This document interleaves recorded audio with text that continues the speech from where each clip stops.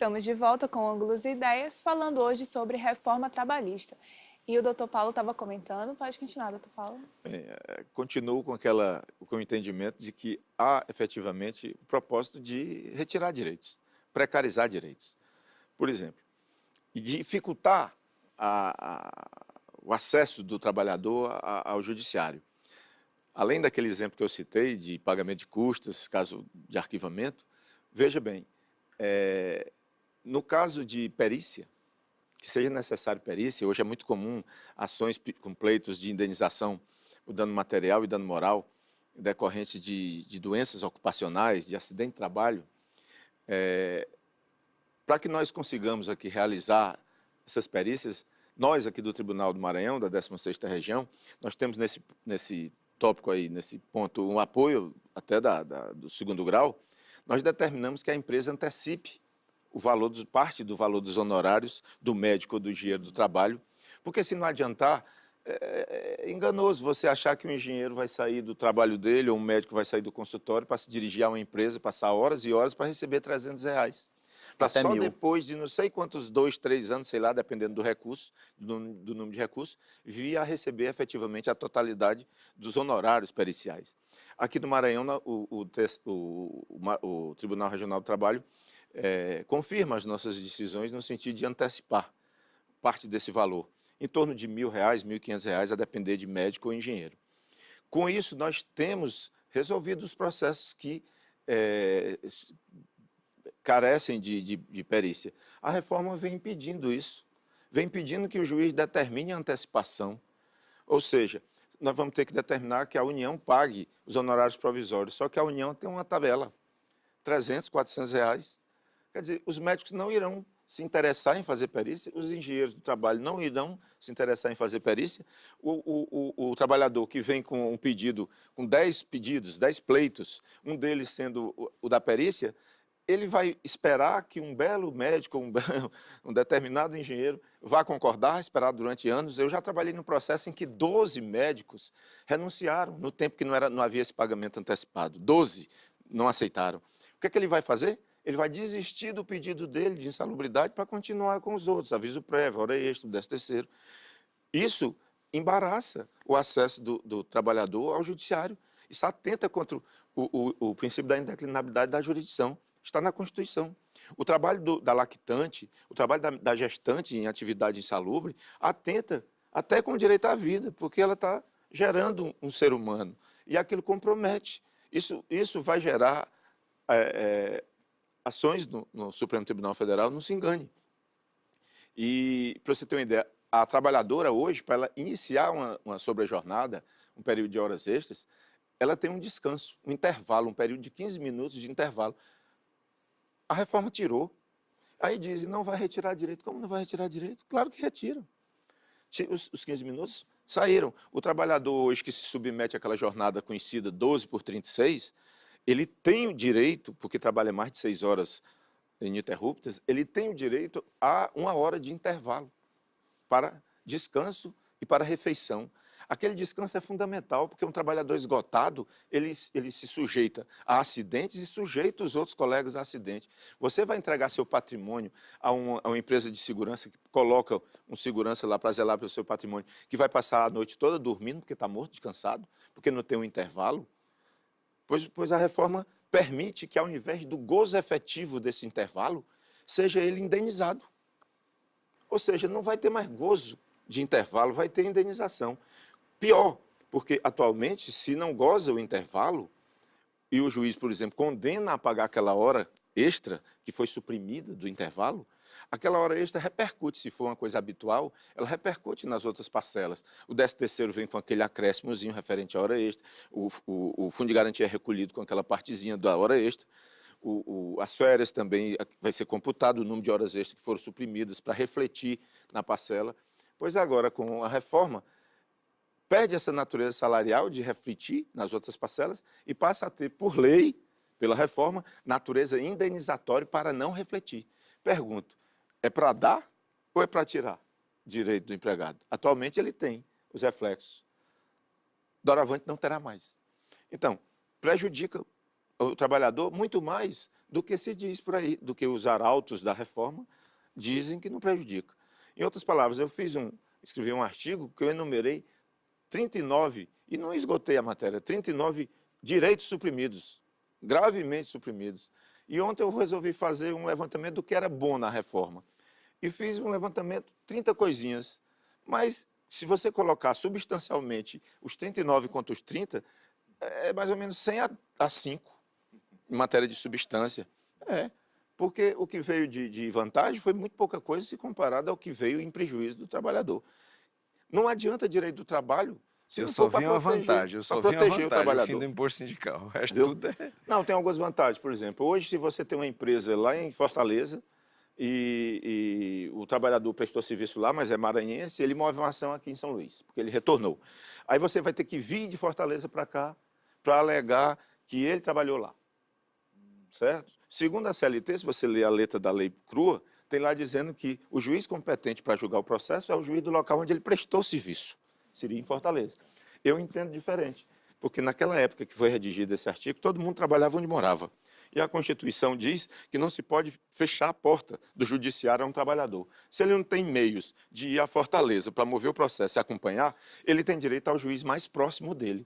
E o juiz mais próximo dele é o da capital, ele mora aqui em São Luís. A empresa tem meios, pode custear muito mais do que ele. Ela vir para cá é diferente de ele ir para lá.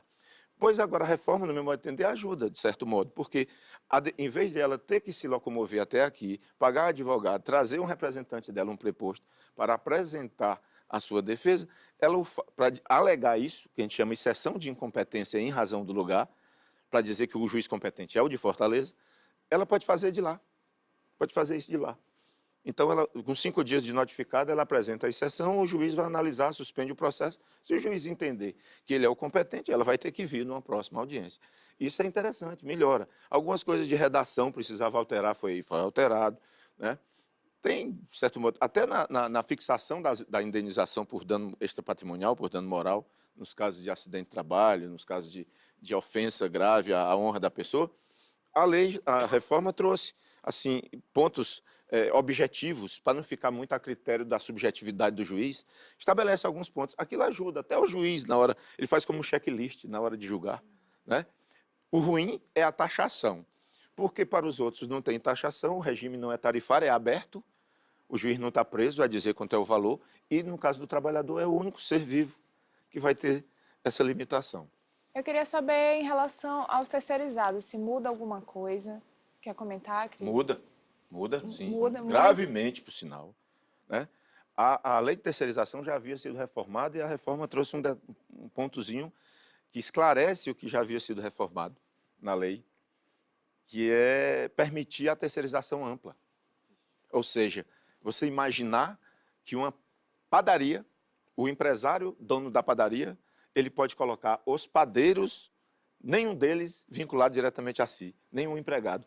O produto final, ele, né? É inimaginável, sob a sua ótica, como é que alguém pode ser empresário sem ter empregado. Eu tenho uma empresa, mas não tenho empregado. Todo mundo é terceirizado. E o pior, a reforma traz duas figuras esquisitíssimas, essa reforma. O primeiro é a prestação de trabalho intermitente.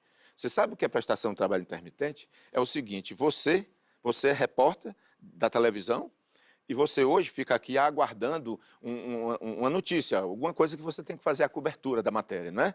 Não é isso? Mas enquanto você está aqui, você está ganhando, porque você está à disposição do seu empregador. Pois, doravante, a empresa de televisão vai lhe contratar como empregada prestadora de trabalho intermitente. Ou seja, ela só vai lhe pagar pelo tempo que você vai atuar nessas coberturas. Sobre esses 2 pontos, doutor Paulo. Quando ocorreu o fato, não é Só um fixo o minutinho. horário. E o outro, para você aproveitar e você continua, é a figura esquisita, mais esquisita ainda, do empregado, ou melhor, do autônomo exclusivo prestador de serviço contínuo. Como é que você é autônomo? Autônomo é o seguinte, eu preciso consertar um ar-condicionado lá em casa, eu chamo um profissional autônomo. Ele é absolutamente eventual. Ele me presta um serviço, 1 dia, 2 dias, 3 dias, eu pago por aquilo, ele vai embora. Ele é autônomo, ele tem a completa liberdade da prestação de serviço dele. Não é seu Agora ele é empregado. exclusivo, um autônomo exclusivo. Ele fica e com serviço contínuo. O que diabo é isso? Confesso a você que eu não consegui entender. Eu Que aí acho que eu acho isso que vai de é uma encontro até maneira de algum artigo ajudar da na, CLT, não na é? pejotização. Ou seja, ninguém mais vai... Muitas empresas vão deixar de contratar empregados e vão contratar outras empresas. Você tem uma empresa, a empresa só existe no papel, né? Tem o CNPJ da empresa guardado dentro de uma pastinha, você é a empresa, mas na sua casa não tem fisicamente nada, é uma PJ. Eu tenho um amigo que ele era gerente de uma loja. Aí o patrão dele chegou e disse, não, nós estamos com dificuldade, a empresa está com dificuldade, desse jeito não dá para continuar, só dá para continuar se você abrir uma empresa no seu nome. Ele continua fazendo o mesmo ofício que ele fazia, o mesmo serviço que ele fazia, mas ele agora não é mais empregado, ele é uma PJ. Ela paga a ele 13º, você já viu para que precisa gratificação natalina para uma empresa? Para que férias? Empresas têm férias? Aí você disse, meu patrão, eu queria gozar minhas férias. Não, rapaz, você é PJ. PJ é empresa. Empresa não precisa descansar. Empresa não é gente. Entendeu? É não é algo gente. abstrato. Então, tem toda essa possibilidade. No caso da terceirização, só para concluir, o grave da coisa é que nós vamos ter muitas empresas que não têm empregados. E eu lhe pergunto, se eu tenho 20 empregados e sou empresário e não estou tendo lucro, pago, por exemplo, gasto R$100 mil por mês com os meus 30 empregados, 40 empregados. R$100 mil, disso eu tiro 15 mil de lucro por mês. Mas eu estou achando pouco, eu quero 20. Aí eu coloco todo mundo para fora e vou contratar uma empresa que vai me prestar serviço, o mesmo serviço que os meus empregados prestavam. Evidentemente que eu não vou contratar para ter o mesmo lucro. Por quê? Porque eu vou pagar aos trabalhadores e mais ao dono da empresa, que vai ter o lucro. Isso quer dizer o quê? Que até pessoas que trabalhavam comigo, que eram meus empregados, vão terminar se vinculando a esse dono dessa empresa de terceirização, virão trabalhar comigo, mas ganharão menos, porque se fosse para ganhar o mesmo tanto, só me dava aquele lucro que não me interessava. Então, isso vai representar uma redução drástica de salários. Então, nós vamos ter o terceirizado que era empregado. Eu sei trabalhar na Caixa Econômica e chega em casa e diz, papai, que maravilha, a reforma foi uma beleza, agora eu vou trabalhar na lotérica. Né? Mais ou menos isso, assim. Não Terceiriza percebe o que serviço. o salário dele já vai diminuir, né? pela metade ou mais. Você viu alguém chegar e dizer, oba, eu era da Caixa e vou trabalhar na lotérica? Me parece assim, a grosso modo, é uma comparação dessa Fabiano Eu comentar, observo- senão o bloco vai ser todo todo meu. Paulo. Desculpe. Eu tenho que chamar a atenção para o seguinte, uma realidade do mercado que existe. Recentemente, lá em casa, a gente recebeu um pessoal fazendo trabalho de marcenaria, né? Montando os móveis. Uma das dificuldades que tem, na verdade, vou fazer aqui o desenho de como é que é essa pequena empresa de móveis. É um marceneiro que tem uma oficina. Nesta oficina, outros colegas marceneiros vêm e trabalham conforme a demanda. Eles não querem ter carteira assinada. A conversa deles, eu estou falando em termos da conversa que eu tive. Eles não querem. Por quê? Porque eles têm a flexibilidade. E o próprio empresário, no caso o dono da oficina, considerando que a cada R$1 que ele paga, ele tem que entregar para o governo 0,85 centavos em média, para ele é muito pesado. No Brasil, onde existe 98% de microempresas e empresas de pequeno porte, que é quem realmente contrata, o que a gente pode observar com essa ilusão da proteção do salário? O que é que acontece com o plano de cargos e salários?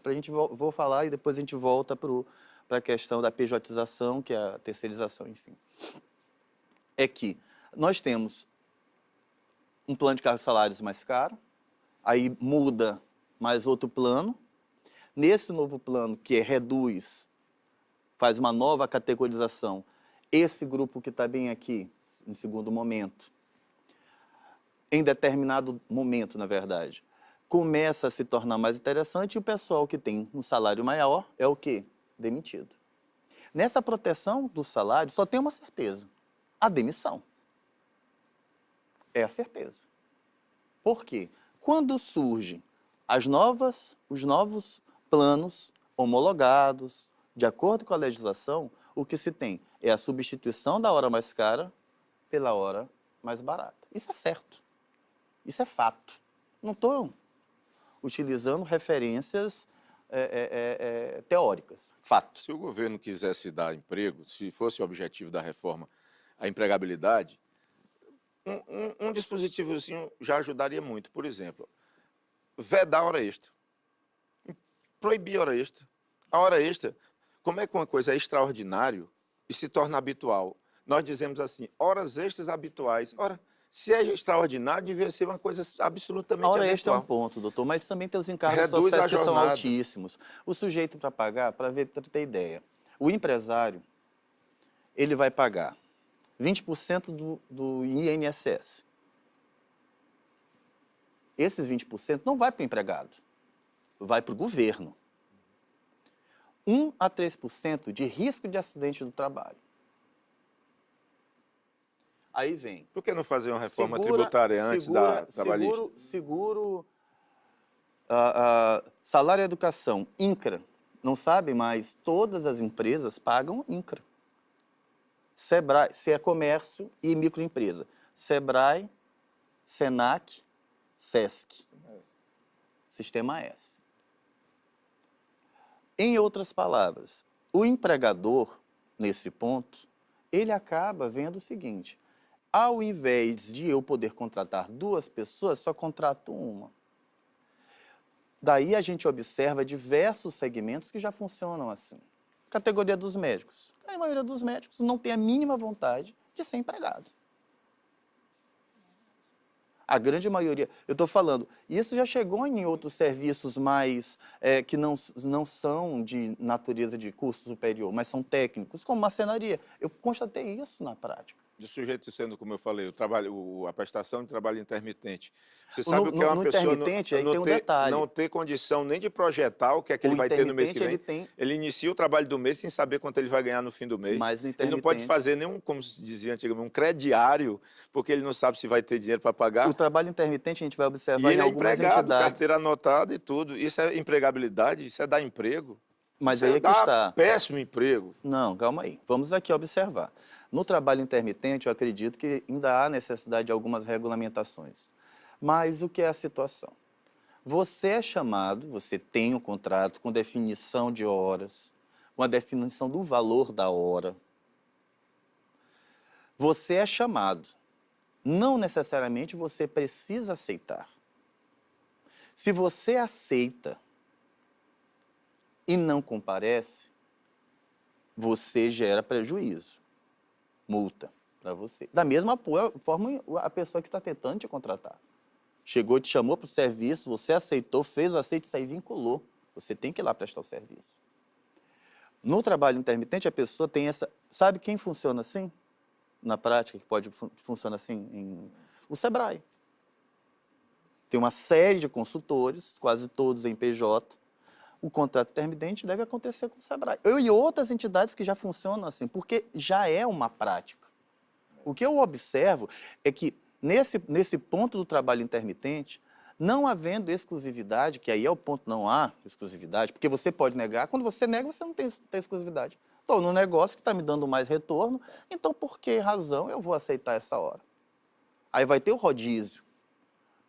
O trabalho intermitente... Imagine o trabalhador intermitente, esse que é chamado, eventual, aqui e acolá, por exemplo, 5 horas hoje, amanhã 3, depois da manhã não, no outro dia não. Aí, no dia que ele é chamado, imagine, no dia que ele é chamado, ele diz, não, hoje não vou. Você acha que ele volta a ser chamado?